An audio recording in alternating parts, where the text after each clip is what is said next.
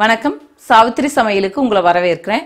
இப்போ உப்பு மாங்காய் வத்தல் எப்படி செய்யலாங்கிறத பார்க்கலாங்க. இந்த மாங்காய் வத்தல் எதுக்கு செய்து வச்சுக்கிறோம்? மாங்காய் கிடைக்காத சீசன்ல மாங்காய் சம்பந்தமான சமையல் செய்யறதுக்கு ரொம்ப உபயோகமா இருக்கும். அது போக நம்ம அவசரத்துக்கு மாங்காய் ஊறுகாய் கூட இதுல செய்துக்கலாம். இதுக்கு நான் இன்னைக்கு 1 கிலோ மாங்காய் பக்கம் எடுத்திருக்கேங்க. இதை நல்லா கழுவி ட்ரை கிளாத்ல தொடச்சி வச்சிருக்கேங்க. இதை நம்ம நீள நீளமா துண்டுகள் செய்து 1 கிலோக்கு 200 கிராம் உப்பு போட்டு நம்ம குலுக்கி விட்டுக்கலாங்க. தண்ணியில ஒரு நாள் பூரா இந்த உப்பு தண்ணியில ஊறினதுக்கு அப்புறம் இதை நம்ம காய வச்சுக்கணும். அதே மாதிரி இந்த உப்பு தண்ணி வத்துற வரைக்கும் நம்ம மாங்காய் போட்டு வெயில காய வச்சதுக்கு அப்புறம் ஒரு 3 நாள்ல நல்லா காஞ்சிருங்க. அதை நம்ம ஒரு ஏர் டைட்டான பாக்ஸ்ல ஸ்டோர் செய்துக்கலாம். இப்போ நம்ம கட் செய்துக்கலாம். இப்போ மாங்காவை துண்டுகள் செய்துக்கலாம். இது நல்லா கழுவி தொடச்சி வச்சிருக்குங்க.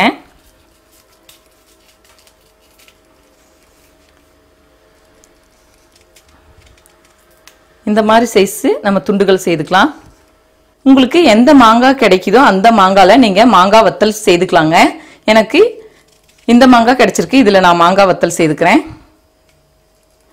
மாங்காவை ரொம்ப தடிமனாவும் கட் பண்ணக்கூடாதுங்க, ரொம்ப சன்னமாவும் கட் பண்ணக்கூடாது. மீடியமான சைஸ்க்கு இந்த மாதிரி கட் செய்துக்கணும். இப்போ எல்லா மாங்காவையும் கட் செய்து வச்சாச்சுங்க. இப்போ நம்ம உப்புல ஊற போட்டுக்கலாம். இப்போ மாங்காவை நான் அகலமான மண் பாத்திரம் வச்சு உப்புல ஊற வச்சுக்கிறேங்க. நீங்க கண்ணாடி பாத்திரம், பீங்கான் பாத்திரத்திலையும் கூட அகலமான பாத்திரத்துல உப்புல போட்டு ஊற வச்சுக்கலாம். 1 கிலோ மாங்காய்க்கு 150 to 200 கிராம் பக்கம் உப்பு போட்டுக்கணுங்க. இது நல்லா ஊறட்டும். கல்லுப்பு போட்டுக்கிட்டாதான் ரொம்ப நல்லது. இது இந்த மாதிரி நல்லா நம்ம குலுக்கி விட்டுக்கலாங்க. இது நல்லா ஊறட்டுங்க. உப்பு போட்டு மாங்காவை கலந்து வச்சுட்டோங்க. இது ஒரு நாள் பூரா, அதாவது ஒரு 20 to 24 மணி நேரம் பக்கம் நல்லா ஊறட்டுங்க. அதுக்கப்புறம் நம்ம மாங்காவை மட்டும் எடுத்து வெயில்ல வச்சுக்கலாம். இப்ப மாங்காய் வத்தலுக்கு மாங்காவை ஒரு நாள் பூரா ஊற வச்சுட்டோங்க. நல்லா தண்ணி விட்டுருக்கு. இப்ப நம்ம மாங்காய் வத்தலை மாங்காவை மட்டும் எடுத்துக்கலாங்க. எடுத்து இந்த தட்டில் நம்ம தண்ணியை நல்லா வடிச்சிடலாம்.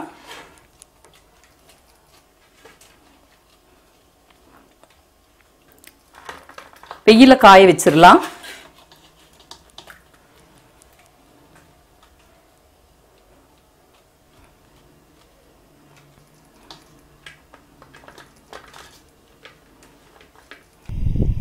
மாங்காய் வத்தல் எல்லாமே தண்ணி வடிச்சிட்டு எடுத்துட்டு பெரிய தாம்பூல தட்டில் போட்டாச்சுங்க.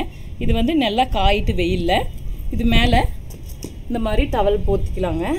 சின்ன சாலா எடுத்துக்கோங்க. நல்லா வெயில் உள்ளுக்குள்ள படுற மாதிரி, குப்பை தூசி எதுவும் விழுகாம இருக்கும். இப்போ மாங்காய் வத்தலுக்கு முதல் நாள் காய வச்சுட்டேங்க. மறுபடி உப்பு தண்ணியில போட்டு வச்சிடலாம்.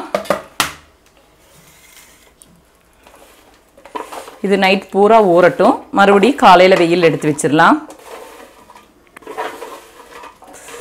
நல்லா கலந்து விட்டுக்கலாங்க.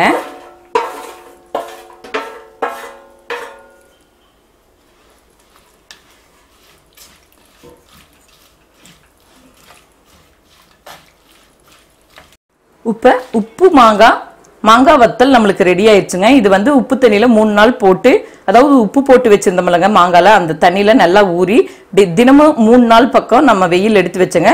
உப்பு தண்ணி உங்களுக்கு தீந்துருச்சுன்னா நம்ம நல்லா காஞ்சிருக்கும், அதோடவே நம்ம ஸ்டோர் பண்ணிக்கலாம். 3 நாள் காய வச்சா போதுங்க. இந்த மாதிரி நல்லா காஞ்சிருச்சு.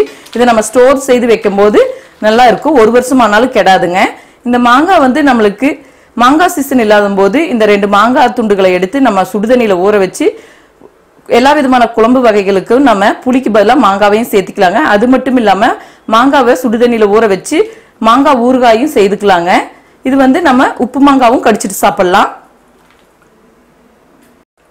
இப்ப சூப்பரா சுவையான உப்பு மாங்காய் வத்தல் நம்மளுக்கு ரெடி ஆயிடுச்சுங்க. இதை கண்ணாடி பாட்டிலோ இல்லாட்டி பீங்கான் ஜார்லயோ நம்ம ஸ்டோர் செய்து வச்சுக்கலாங்க.